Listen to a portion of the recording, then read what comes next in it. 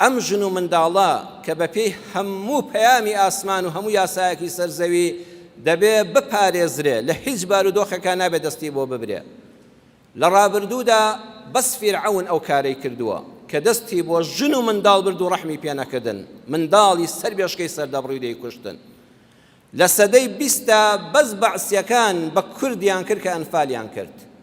لە سەدەی 21 و ئەم ڕۆژگاری کە تێداین بەس ڕژێمی صهیۆنی زایۆنی بەسەر منداڵ و ژنی غەزەی دادێنێ.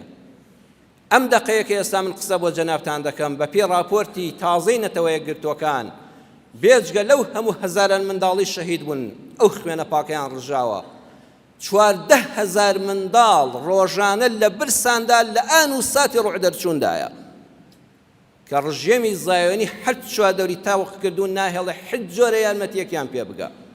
ئەوەی کوشتوویەتی دەیکوژە ڕۆژانە 14,000 منداڵ چاوەڕێی یەک تۆش شۆربایەکە کە بەریکەوێت کە بەریشی ناکەی و ڕۆژانە لیان هەڵدەوەرێ. ئەم کارە ساتە بەس ئەم سێکاتە بووە فیرعەون بەعسیەکان بەسەر کووردا، صهیۆنی بەسەر ئەهلی غەزە و فەلەستیندا.